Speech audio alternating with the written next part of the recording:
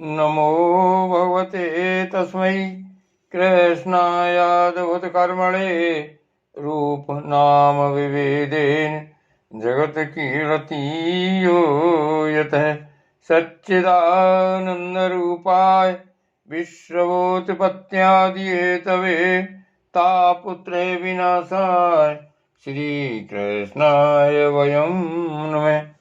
श्रीमद्भागवत महापुराण नवम स्कंध अध्याय 11वां। भगवान श्री राम की शेष लीलाओं का वर्णन।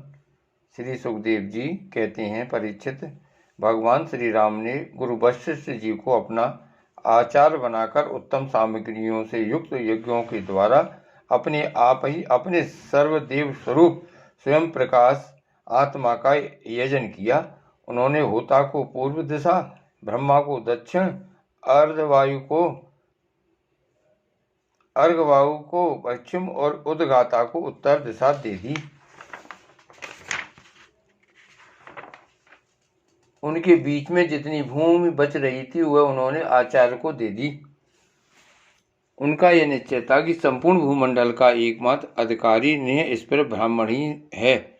इस प्रकार सारे भूमंडल का दान करके उन्होंने अपने शरीर के वस्त्र और अलंकार ही अपने पास रखे। इसी प्रकार महारानी सीता जी के पास भी केवल मांगलिक वस्त्र और आभूषण ही बच रहे। जब आचार्य आदि ब्राह्मणों ने देखा कि भगवान श्री राम तो ब्राह्मणों को ही अपना इष्टदेव मानते हैं, उनके हृदय में ब्राह्मणों के प्रति अनंत स्नेह है, तब उनका हृदय प्रेम से द्रवित हो गया। उन्होंने प्रसन्न होकर सारी पृथ्वी भगवान को लौटा दी और कहा, प्रभु, आप सब लोगों के एकमात्र स्वामी हैं। आप तो हमारे हृदय के भीतर रहकर अपनी ज्योति से अज्ञान अंधकार का नाश कर रहे हैं। ऐसी स्थिति में भला आपने हमें क्या नहीं दे रखा है?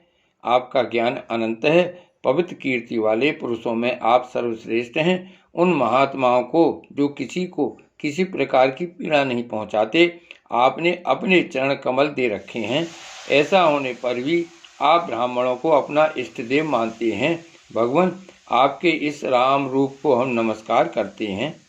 परीक्षित, एक बार अपनी प्रजा की स्थिति जानने के लिए भगवान श्री राम जी रात के समय छिपकर बिना किसी को बतलाए घूम रहे थे। उस समय उन्होंने किसी की यह बात सुनी। वह अपनी पत्नी से कह रहा था, अरे तू दुष्ट और कुलटा है, तू पराए घर में रह आई है। स्त्री लोभी राम भले ही सीता को रख लें, परंतु मैं तुझे फिर नहीं रख सकता। सचमुच सब लोगों को प्रसन्न रखना टेढ़ी खीर है, क्योंकि मूर्खों की तो कमी नहीं है।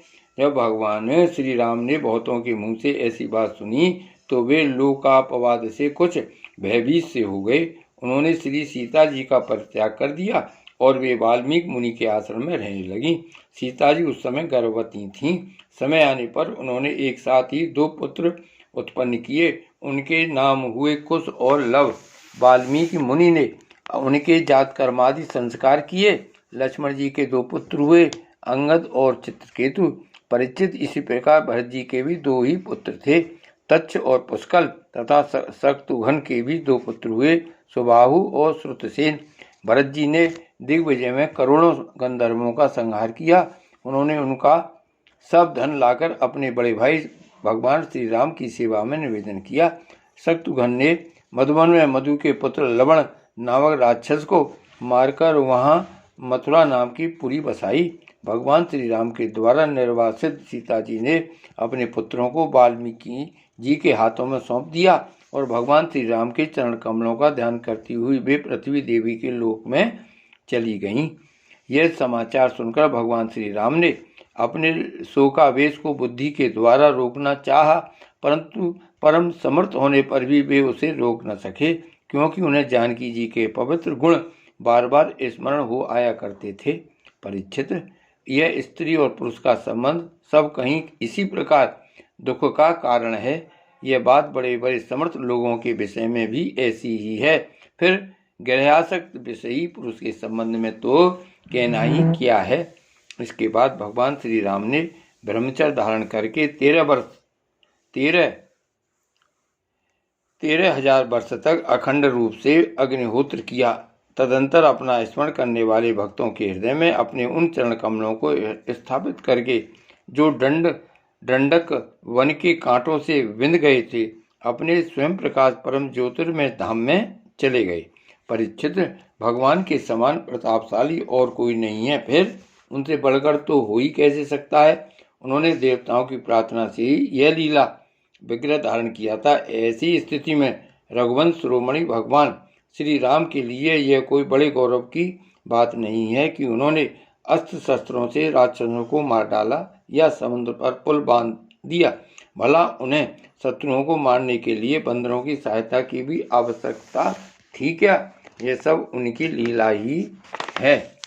भगवान श्री राम का निर्मल यश समस्त पापों को नष्ट कर देने वाला है। वह इतना फैल गया है कि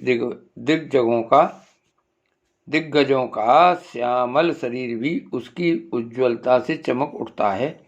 आज भी बड़े बड़े ऋषि महर्षि राजाओं की सभा में उसका गान करते रहते हैं। स्वर्ग के देवता और पृथ्वी के नरपति अपने कमनीय किरीटों से उनके चरण कमलों की सेवा करते रहते हैं। मैं उन्हीं रघुवंश शिरोमणि भगवान श्री रामचंद्र जी की शरण ग्रहण करता हूँ, जिन्होंने भगवान श्री राम का दर्शन और स्पर्श किया, उनका सहवास अथवा अनुगमन किया। वे सब के सब तथा कौशल देश के निवासी भी उसी लोक में गए जहाँ बड़े बड़े योगी योग साधना के द्वारा जाते हैं। जो पुरुष अपने कानों से भगवान श्री राम का चरित्र सुनता है, उसे सरलता, कोमलता आदि गुणों की प्राप्ति होती है। परीक्षित, केवल इतना ही नहीं, वह समस्त कर्म बंधनों से मुक्त हो जाता है। राजा परीक्षित ने पूछा, भगवान श्री राम स्वयं अपने भाइयों के साथ किस प्रकार का व्यवहार करते थे तथा भरत आदि भाई प्रजाजन और अयोध्यावासी भगवान श्री राम के प्रति कैसा बर्ताव करते थे? श्री सुखदेव जी कहते हैं, त्रिभुवनपति महाराज श्री राम ने राज सिंहासन स्वीकार करने के बाद अपने भाइयों को दिग्विजय की आज्ञा दी और स्वयं अपने निज जनों को दर्शन देते हुए अपने अनुचरों के साथ वे पुरी की देखरेख करने लगे। उस समय अयोध्यापुरी के मार्ग सुगंधित जल और हाथियों के मंद कणों से सिंचे रहते। ऐसा जान पड़ता मानो यह नगरी अपने स्वामी भगवान श्री राम को देखकर अत्यंत मतवाली हो रही है। उसके महल, फाटक, सभा भवन, विहार और देवालय आदि में स्वर्ण के कलश रखे हुए थे और स्थान स्थान पर पताकाएं फहरा रही थीं। वह डंठल समेत सुपारी, केले के खम्भे और सुंदर वस्त्रों के पट्टों से सजाई हुई थीं। दर्पण, वस्त्र और पुष्प मालाओं से तथा मांगलिक चित्रकारियों और बंधन बारों से सारी नगरी जगमगा रही थी। नगरवासी अपने हाथों में तरह तरह की भेंटें लेकर भगवान के पास आते और उनसे प्रार्थना करते कि देव, पहले आपने ही बराह रूप से पृथ्वी का उद्धार किया था, अब आप ही इसका पालन कीजिए। परीक्षित, उस समय जब प्रजा को मालूम होता कि बहुत दिनों के बाद भगवान श्री राम जी इधर पधारे हैं, तब सभी स्त्री पुरुष उनके दर्शन की लालसा से घर द्वार छोड़कर दौड़ पड़ते। वे ऊंची ऊंची अटारियों पर चढ़ जाते और अतृप्त नेत्रों से कमल भगवान को देखते हुए उन पर पुष्पों की वर्षा करते। इस प्रकार प्रजा का निरीक्षण करके भगवान फिर अपने महलों में आ जाते। उनके वे महल पूर्ववर्ती राजाओं के द्वारा सेवित थे। उनमें इतने बड़े बड़े सब प्रकार के खजाने थे जो कभी समाप्त नहीं होते थे। वे बड़ी बड़ी बहुमूल्य बहुत सी सामग्रियों से सुसज्जित थे। महलों के द्वार तथा देहलियां मूंगे की बनी हुई थीं। उनमें जो खंभे थे वे वैदुर मणि के थे। मरकत मणि के बड़े सुंदर सुंदर फर्श थे तथा स्फटिक मणि की दीवारें चमकती रहती थीं। रंग बिरंगी मालाओं, पताकाओं, मणियों की चमक, शुद्ध चेतन के समान उज्जवल मोती, सुंदर सुंदर भोग सामग्री, सुगंधित धूप दीप तथा फूलों के गहनों से वे महल खूब सजाए हुए थे। आभूषणों को भी भूषित करने वाले देवताओं के समान स्त्री पुरुष उसकी सेवा में लगे रहते थे। परीक्षित, भगवान श्री राम जी आत्माराम जितेंद्रिय पुरुषों के शिरोमणि थे। उसी महल में वे अपनी प्राणप्रिय प्रेममयी पत्नी श्री सीता जी के साथ विहार करते थे। सभी स्त्री पुरुष जिनके चरण कमलों का ध्यान करते रहते हैं, वे ही भगवान श्री राम बहुत वर्षों तक धर्म की मर्यादा का पालन करते हुए समय अनुसार भोगों का उपभोग करते रहे। श्री भागवत भगवान की जय। श्री वल्लभाधीश की जय। श्याम स्वरूप श्री यमुने महारानी की जय।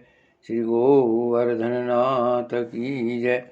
श्री गोसाई जी परम दयाल की जय। श्री गोकुलनाथ की जय। जय जय श्री गोकुलेश, जय जय श्री गोकुल।